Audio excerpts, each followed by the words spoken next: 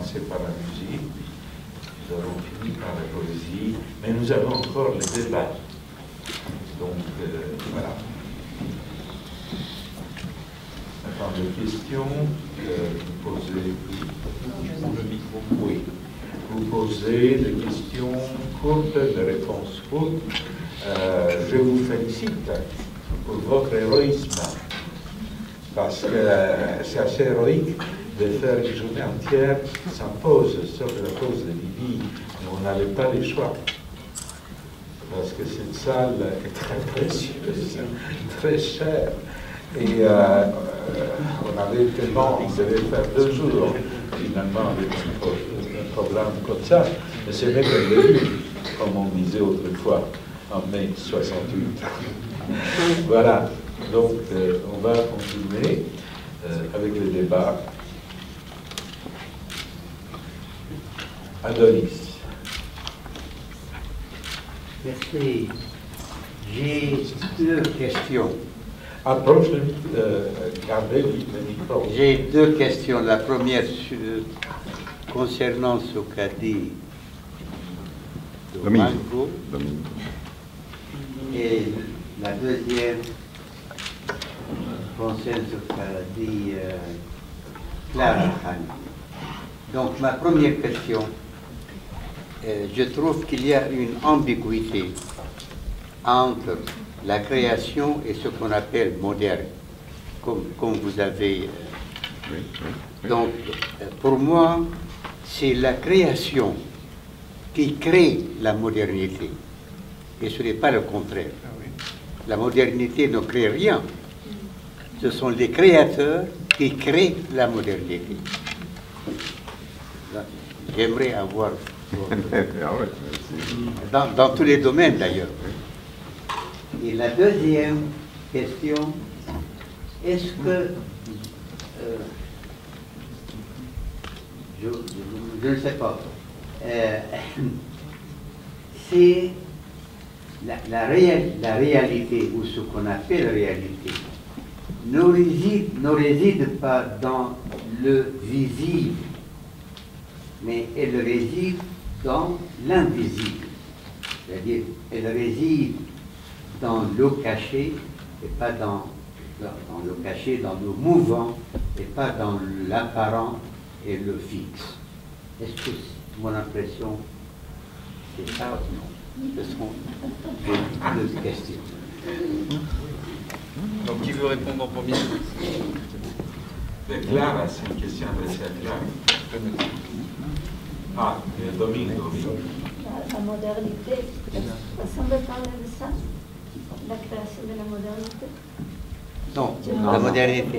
La modernité, c'est Domingo. Alors je réponds à ça comme l'a dit Bacharach au commencement. Le réel, c'est ce qu'on ne voit pas. La réalité, c'est autre chose. Alors, il faudrait définir qu'est-ce que c'est le réel et qu'est-ce que c'est la réalité. Pour moi, l'imaginaire est aussi réel que c'est comme moi. Non? Et c'est ce qu'il dit Ibn Arabi. Hein? Voilà, je sais. Je voulais écouter. C'est comme ça. Pour moi, l'imaginaire, c'est tellement réel que ce qui est un petit peu touché. Alors, tout est devenu réel, non? En ce sens. Si vous permettez une petite précision, dans la transdisciplinarité, on donne un sens précis au mot imagination, imaginaire et imaginal. Notion introduite par Corbin. Imaginaire, c'est la production d'images à un seul niveau de réalité. Tout tourne en rond. Et c'est de ça qu'on appelle la folle du logis, imagination. L'imaginaire, c'est ce qui traverse au moins 2 ou plusieurs niveaux de réalité, les mots vivants dont on a parlé Clara. Alors là, il y a un autre aspect qui est l'imaginal, qui est les lieux sans lieu, entre le sujet et l'objet, les tiers cachés, et c'est les lieux sans lieu, disait Corbin, de toutes les images du monde qui vont apparaître. C'est une notion qui vient du soufisme iranien. Voilà. Si, merci. J'apprécie beaucoup votre commentaire, Adonis, et je suis d'accord. Si, c'est la création qui crée toutes les choses, vraiment. Mais je pense que c'est, et je me réfère aux pensées de la modernité, non, qui fait ce type de création dans le théâtre et dans les autres domaines, qui font des produits, des créations, qui, pas tout, bien sûr, pas tout, mais beaucoup d'elles sont marquées avec la logique binaire. Non? C'est à ça que je me réfère. Enfin, je crois que là aussi, si vous permettez une addition, parce que c'est passionnant, ces sujets, c'est un peu plus compliqué quand même. Oui. Il n'y a pas de modernité sans la Révolution française. Il n'y a pas de modernité sans la Révolution industrielle. L'homme robot dont on a parlé le matin, c'est cette superbe discussion que vous avez eue sur Dieu et la machine. Mais c'est la machine qui était la créativité moderne est liée, qu'on le veuille ou pas, à la modernité, aux lumières, aux idées de la Révolution française. C'est pour ça que je me suis permis d'avancer dans le dernier livre que j'ai écrit, le terme de cosmodernité, pour dépasser la modernité et la postmodernité, qui est encore plus terrible, enfin, dans les grisailles. C'est donc, la postmodernité, au moins, a eu le mérite de dire que la modernité est terminée. Elle est merveilleuse, elle est formidable, mais elle est finie. Elle est épuisée dans l'effet qu'elle est allée à ses extrêmes, c'est-à-dire les cauchemars d'Auschwitz, des guerres mondiales. Après tout, c'est la création de la modernité. Donc là, il y a un grand problème à débattre. Peut-être que ce serait un bon thème pour une autre journée du CIRET. La prémodernité, la modernité, la postmodernité et la postmodernité. S'il te plaît. J'ai posé la question parce qu'il y a une conception courante qui lie la modernité, la postmodernité, au temps horizontal. Alors, la création n'est jamais horizontale, il est toujours vertical. C'est pourquoi, donc... c'est pour ça que tu veux parler de cosmodernité, voilà. Pas de modernité. Oui. Non, les mots sont très importants dans leur rigueur, parce que modernité, ce que tu appelles, enfin, cette dimension verticale, elle est un peu présente dans certaines périodes, surtout au début du XXe siècle, où il y a eu un renouveau par le surréalisme, par des expériences de Hellerau, par Kandinsky, etc. Mais c'était des sursauts qui sont tombés après parce que, bon, il y a eu des impératifs économiques. Donc je crois qu'on ne peut pas faire fi de l'économie et des réalités historiques qui sont là et qui s'inscrivent dans justement les idées de la lumière, ce qu'on appelle l'époque de la lumière. René a eu la gentillesse de m'appeler l'homme de lumière, peut-être, mais moi je suis pour le dépassement de l'époque de lumière. Je crois que c'est terminé ça aussi. Après toutes les horreurs du XXe siècle, des massacres, et aujourd'hui encore, d'ailleurs, c'est pas terminé avec les horreurs, je crois qu'on ne peut plus parler voilà, et des idées de la lumière. On voit toute la limitation de l'humain et de l'humanisme sans une dimension transcendantale. Sans une dimension, pour les religieuses spirituelles, ce n'est plus possible. Tu as une autre transcendance. Et je suis content que Dominique Descamps et Thierry Magnin ont amené dans ce débat les problèmes du corps, de la corporalité. C'est très important. Et Adonis, je vous invite à découvrir ce qu'il a écrit, qui est superbe sur les corps. Il a une transcendance à lui, une mystique à lui, que c'est la mystique du corps, que vous pouvez découvrir dans les entretiens qu'il a eu avec Houria Abdelwahab. Voilà. D'autres questions?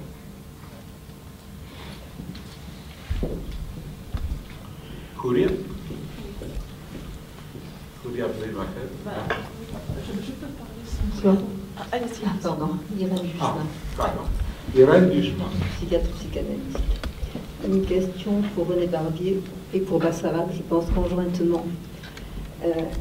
Est-ce qu'il n'y a pas, dans l'usage qui est fait des concepts si contre-intuitifs de la physique quantique, en particulier celui de la non-séparabilité dont il nous a parlé, une tentation de réintroduire une illusion de savoir pour la saisie de l'inconnaissable? Pour la saisie de l'inconnaissable, à moins d'en faire un strict usage poétique, justement.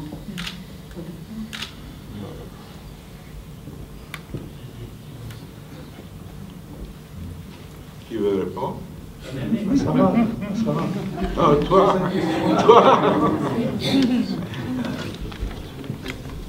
Moi, je pense que le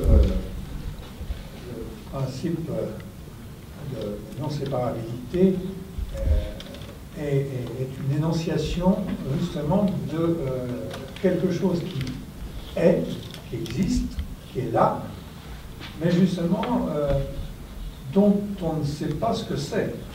Et c'est donc, en ça, c'est quelque chose qui est une évidence, mais dont on ne peut pas, en quelque sorte, dont on ne peut pas parler. C'est pour ça que je trouve que ce principe est extrêmement animateur pour l'esprit poétique. Je trouve que l'esprit poétique s'inscrit complètement dans son évolution, dans sa manière de saisir le monde. Il s'inscrit complètement dans ce principe de non-séparabilité. Je pense que chaque poète est quelqu'un qui est un voyant et quelqu'un qui parle à sa manière, justement, de ce vivant-là, le vivant de la non-séparabilité. Et donc, c'est un peu difficile de répondre. Je ne peux pas répondre en physicien, moi, mais je peux répondre en poète. Je pense que chaque poète, dans son vécu intérieur, est concerné, complètement concerné, par ce principe de non-séparabilité. Bon, si je peux donner ma réponse, un peu une variante de ce que René a dit. Je crois effectivement que l'application directe, brutale des concepts des résultats de la mécanique quantique, de la physique quantique, dans des domaines qui sont de l'inconnaissable, c'est très dangereux et c'est même nocif. Donc, mais il s'agit d'autre chose. Il s'agit d'une brèche qui s'est créée au début du XXe siècle par trois grands messieurs qui s'appellent Wolfgang Pauli, qui s'appellent Carl Gustav Jung et Stéphane Lupasco, qui ont débattu un problème qui était révolutionnaire à l'époque, ce n'est plus maintenant peut-être, les problèmes psychophysiques.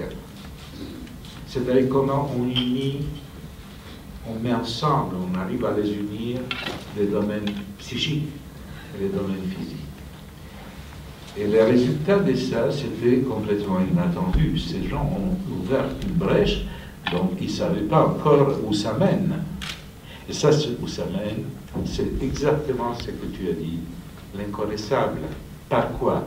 Ça porte un nom en physique et en science, l'incomplétude. C'est-à-dire l'effet qu'il y a incomplétude fondamentale, structurelle des lois physiques. Et ça, les grands comme Heisenberg, Pauli, etc., n'ont vu. Pas Einstein.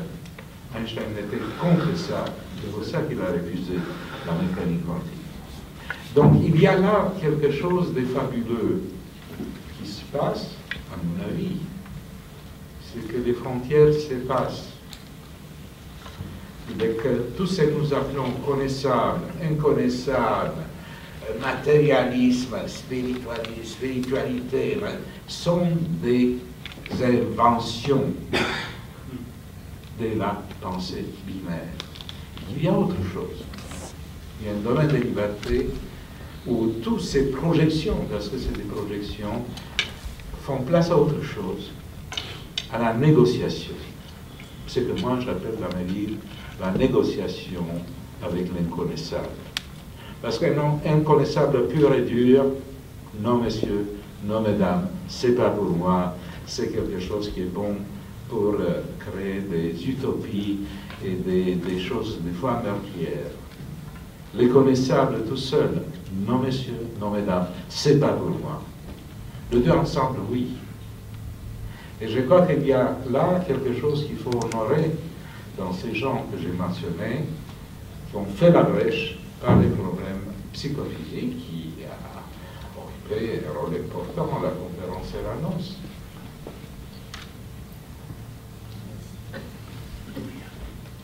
Enfin, il y a tout un pan de l'histoire qui est extraordinaire. Il faut, je crois, redécouvrir ces gens et ces périodes qui ont été fabuleuses entre les deux guerres, surtout dans les années 1900-1930. Je crois que quelque chose d'extraordinaire s'est passé. C'est que moi j'appelle la troisième Renaissance, la deuxième Renaissance, avec une floraison des choses étonnantes dans tous les domaines, de la psychanalyse, la mécanique quantique, l'art abstrait, tout ensemble. On dit c'est une coïncidence, c'est pas une coïncidence. C'est une épiphanie finalement, mais ça a été tué par, encore une fois, Homo economicus. Ça a été tué par cette machine de guerre qui a été faite pour l'économie. Et là, ce dont on parle ici aujourd'hui, c'est un peu l'espoir d'une renaissance, comme finalement on parle. Négocier avec l'inconnaissable. Voilà. Tu emploies un terme commercial. Très commercial et volontairement commercial. Il faut savoir commercer dans ce genre de choses. Parce qu'on est dans un corps qui est comme il est. Et lui, il n'aime pas cette autre dimension, parce que ça met en danger ces corps, avec ses fonctions, avec son fonctionnement physico-biologico-psychique. Et lui parler d'une autre dimension, c'est le mettre en danger. Donc, dans ce sens-là, il faut négocier doucement avec l'inconnaissable pour le corps. Voilà, j'ai dit ma pensée jusqu'au bout. Pas pour lui mentir, mais pour le faire accepter quelque chose d'autre. Les chrétiens parlent de la vie après la mort, etc. Une autre dimension qui est là pour le corps. C'est très important, le corps, comme tu le sais bien. Donc il faut négocier, à vrai dire, avec le corps. Est-ce que le corps a une limite alors? Pardon? Est-ce que le corps a une limite? Je vais demander ça à Adonis, Adonis il dit que non. Il a la limite de son fonctionnement. Vous pouvez être l'homme le plus sain du monde, le plus évolué spirituellement, vous mourrez d'un cancer. C'est le cas des grands maîtres. Les grands maîtres sont morts d'une mort des fois banale. Donc il y a un problème avec le corps. Il y a une limite. Et la limite, c'est que cette négociation dont je parle entre les physiques, les psychiques et les spirituels. Il n'y a pas d'autre voie. Oui. Bon, il y a d'autres voies, évidemment, mais... Oui, Alfredo. Non, regarde. Je pense que... Excusez-moi, Oui, il y a eu... c'était par là. Pouria, oui. Par là, D'accord. et j'enchaîne juste sur ce que disait Basarab, et je vais après être très rapide. Basarab parlait donc superbement du corps, et il a rappelé les différentes dimensions, donc physiologiques, physiques, psychiques, spirituelles.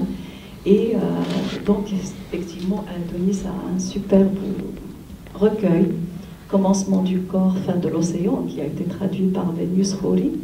Et donc, moi, je commence ma question par là, justement, parce que je remercie Dominique Descamps. Oui. De votre exposé sur le corps. Donc, j'ai découvert beaucoup de choses. Et je me disais, en vous écoutant, que s'il y a vraiment un lieu de la vérité, c'est la poésie, enfin l'art, et la psychanalyse. C'est là où le sujet dit sa vérité. Et c'est simplement cette vérité du corps au froid. Un corps qui a besoin de chaleur, et on sait que vraiment le corps... Et d'ailleurs, en arabe, il y a plusieurs termes. Il y a le jism, le corps, qu'on peut dire le corps des anges, etc. Il y a le badan, c'est le corps érotique. Vraiment, tissé de mouvements pulsionnels, c'est le corps humain, pulsionnel, libidinal. Et il me semble que dans la séance, c'était de ce corps-là qu'il s'agissait. Quand le patient, c'était un patient ou une patiente? C'est une patiente, oui, mais j'ai... Une patiente qui disait qu'elle avait froid, et donc je me suis dit quand même que c'était pris dans ce que nous disons, enfin nous appelons un mouvement transférentiel. Tout à fait. Donc, transférentiel, et je voulais, si vous pouvez aujourd'hui nous en dire plus sur cette, je donne la couverture, je ne donne pas. Comment la question du cadre est venue là, un doute, comment faire face justement à cette demande affective, couvrez-moi, enveloppez-moi.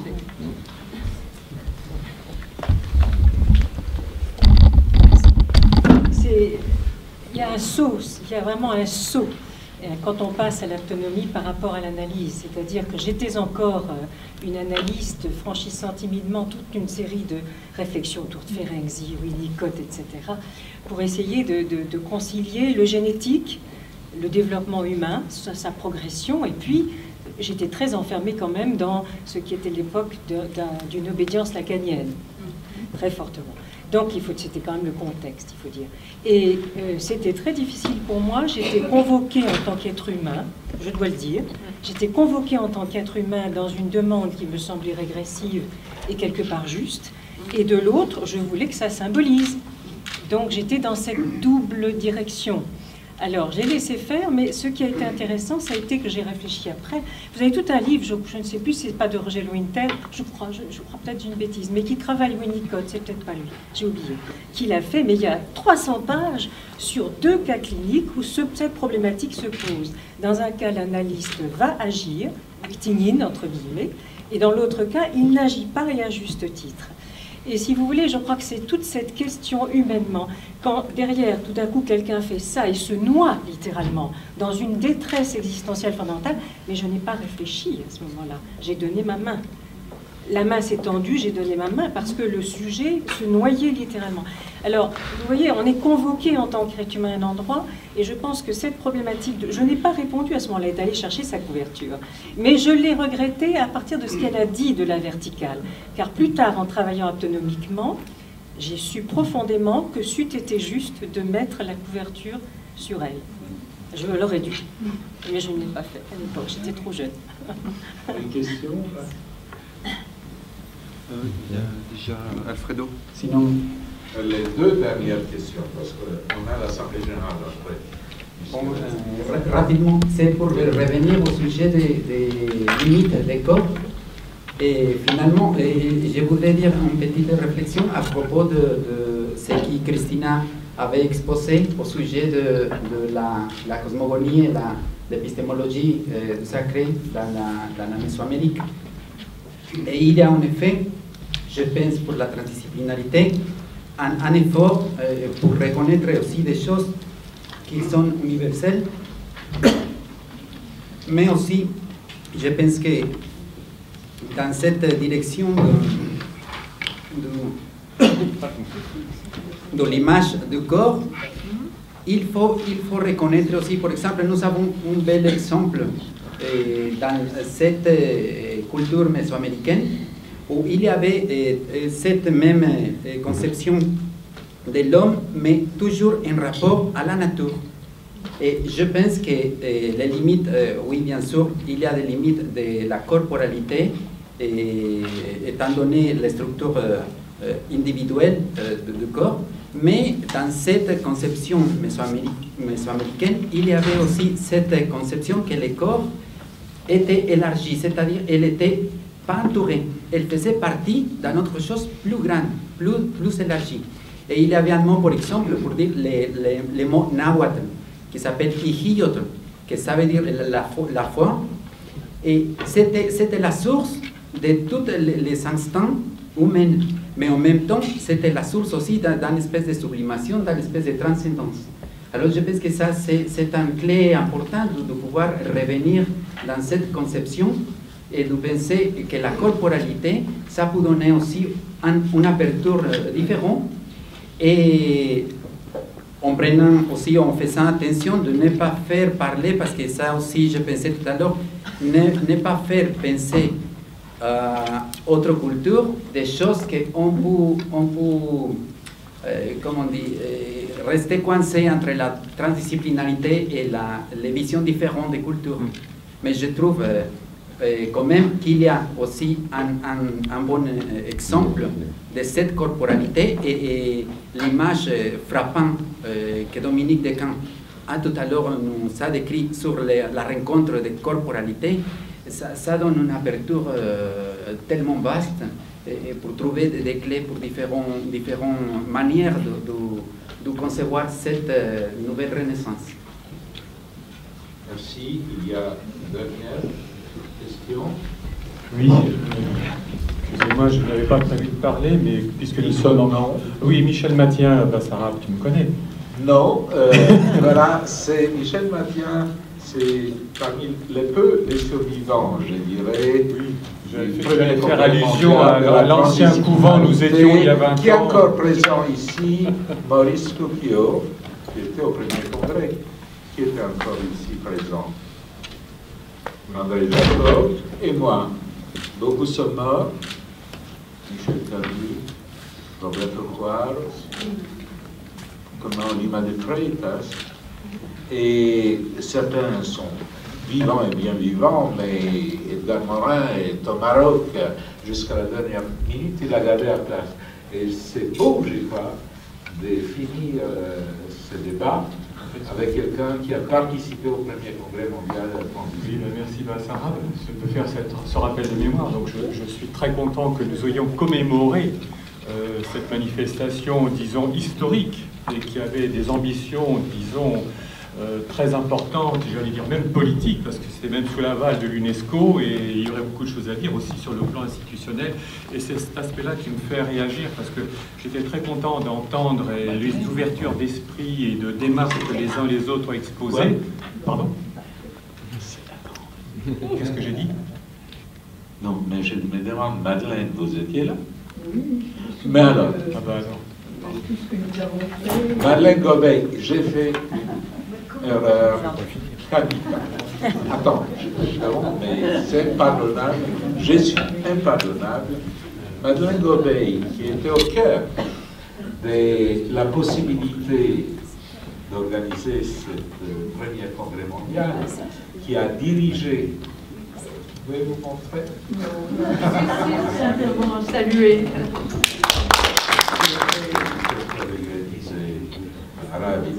Donc, qui était directrice de la division des arts et culturelle à l'UNESCO, et nous avons travaillé ensemble beaucoup pour la transmission, pas seulement arabe, d'autres affaires. Merci, excuse-moi, je crois la précision. Je crois que c'était très utile, merci. Moi, je voulais revenir après les aspects positifs que j'ai rapidement énoncé à l'instant, sur les principes de réalité. Alors que je suis professeur émérite depuis quelques temps de l'Université de Strasbourg, dans le domaine des sciences humaines et sociales, en sciences d'information et de la communication notamment. Je dis ça comme ça pour que vous puissiez situer mon propos. Et par rapport à Rabida, évidemment, j'ai aussi mon expérience d'universitaire. Et je voulais ramener un peu les préoccupations, les questions, les quelques questions, les quelques remarques qui ont été faites par des universitaires qui se sont exprimés aujourd'hui, un aspect plus général. J'aurais pensé qu'on aurait peut-être pu avoir un dialogue entre universitaires qui sont portés par cette dynamique de la transdisciplinarité sur le plan de leur expérience. Et je dois dire, hélas, revenons à nos réalités françaises, si je puis dire, mais dans le système, le dispositif français dans lequel nous sommes, parler de transdisciplinarité, c'est pas toujours facile et pas simple. Et je sais, ma discipline, elle se définit comme interdisciplinaire, mais le mot transdisciplinarité, la plupart du temps, les gens ne veulent pas l'entendre, le comprendre. Je travaillais aussi tout le temps, à mesure du possible, et notamment depuis Rabida, dans la perspective d'ouverture disciplinaire, dans les démarches de recherche. C'est bien, mais ça relève presque du personnel. Mais quand vous voyez le fonctionnement de notre honorable institution universitaire, avant ou après la loi LRU, et tout le dispositif dans lequel nous avons été placés, nous mettre dans cette démarche-là, qui invite à sortir du cadre des disciplines telles qu'elles sont définies, notamment dans le cadre du CNU, ça n'est pas chose facile. Et à la limite, vous créez vous-même vos propres problèmes à partir du moment où vous avancez sur ce terrain. Alors, je dis ceci tout simplement parce que, bon, je suis toujours content de ce que j'ai entendu, je ne change pas d'avis, mais en même temps, les réalités dans lesquelles nous sommes placés, que nous avons vécues, ou que nous vivons, ou que nous pourrons encore vivre, nécessite quand même qu'il y ait une démarche en interne, notamment dans le contexte français, pour que nous puissions faire avancer notre réflexion. Et ça, je ne vais pas m'étendre davantage, parce que ça n'est pas facile. Je pourrais en rajouter, j'ai déjà, dans mon champ disciplinaire, réussi l'une autre fois à établir un séminaire dans le cadre national dans ma discipline pour parler de transdisciplinarité, mais ça ne peut pas se répéter. Les gens ne sont pas, disons, attirés par cette démarche, ou ne la comprennent pas, ou ne veulent pas la comprendre. Mais il y a les aspects structurels, organisationnels, institutionnels, je ne vais pas dire éventuellement légaux, enfin tout le dispositif de l'ARS, etc. J'arrête, je sors des sigles comme ça pour que vous puissiez voir les références que nous pourrions faire, mais je voulais tout simplement nous ramener à ces réalités-là, pour que nous ne soyons pas, j'allais dire, sur une planète, à nous, presque transcendantale par rapport à des réalités très concrètes et matérielles. Merci. Excusez-moi, mais c'est un intellectuel qui parle. Oui, merci de cette remarque. Qui nous rappelle l'exception française, qui nous rappelle aussi ce débat franco-français concernant inter-France. J'assiste moi-même. La seule chose dont je peux témoigner, Michel, c'est que j'étais invité au Brésil, au Mexique, un peu partout dans le monde. Je dis comment ça se fait. Nous avons commencé ici, et Morin et d'autres. Eh bien, depuis 4 ans, je suis invité régulièrement dans les universités françaises. Il y a quelque chose qui se passe. Donc je vois que tu es un peu pessimiste là, et qu'il y a une sorte de... C'est comme toujours, un peu en retard ici. Je suis invité surtout dans des écoles d'art, c'est vrai. C'est assez étonnant. Je suis invité ailleurs aussi. Donc ça veut dire qu'il y a une ouverture, même en France, mais c'est plus lent. On ne va pas discuter pourquoi comment, mais je suis d'accord, c'est une bonne idée. À un moment donné, se réunissent non pas sous la forme d'un colloque, mais peut-être d'une réunion privée ou semi-privée pour débattre de ce genre de choses. Un colloque, c'est fait pour autre chose, et ce colloque, c'est international. Donc je crois que c'est bien qu'on a respiré un peu l'air du Mexique et de l'Uruguay. Je voulais une petite remarque. Bon, je ne l'ai pas dit parce que je ne suis pas une star, je n'ai jamais été dans le système des stars. Mais j'ai créé une chaire UNESCO à Strasbourg il y a 7 ans. J'ai eu donc des contacts et des gens d'UNESCO. Et puis encore 2-3 ans, j'ai parlé, notamment lors de la mise en place de la nouvelle direction avec Mme Bokova. Quand j'ai parlé de transdisciplinarité, ah oui, ça me rappelle des choses, mais on l'a oublié à l'UNESCO. Et je pense qu'il y a aussi un travail à refaire, parce qu'il y a beaucoup de gens qui s'incluent et qui ont oublié la charte d'Arabida. J'ai beau rappeler que l'UNESCO l'avait patronné, qu'il y avait un représentant officiel d'UNESCO sur place, il y avait des gens à l'UNESCO, dans la structure actuelle, l'ont oublié. Il faudrait retravailler. Je crois qu'il y a tout un travail de... Excusez-moi, je ne l'ai pas fait exprès, j'ai dit que j'étais dans les sciences de l'information et de la communication. Il y a un travail de communication à faire. Oui. Justement, si vous voulez dire, sur cet aspect-là. Bon, alors, on doit clore, là, c'est fini, parce qu'on a une longue journée encore devant nous pour l'Assemblée générale mutuelle. Je voudrais remercier tout d'abord à vous tous pour votre présence ici sur un sujet qui, a priori, vous n'êtes pas trop familier, c'est sûr, la plupart d'entre vous. Je remercie aux orateurs qui ont fait, je crois, un travail magnifique, chacun à sa manière. Et ce qui est étonnant, c'est qu'il y a eu circulation entre les différents thèmes qui ont été abordés. Je remercie les autorités du Collège de Bernardin qui nous ont accordé la confiance pour ce lieu très prestigieux. Et je remercie, pas en dernier, mais en tout premier, mes amis, mes collègues du CIRET, qui on fait partie du comité d'organisation et vraiment l'équipe d'accueil, c'est-à-dire Astrid Guillaume, qui est là. Je la remercie.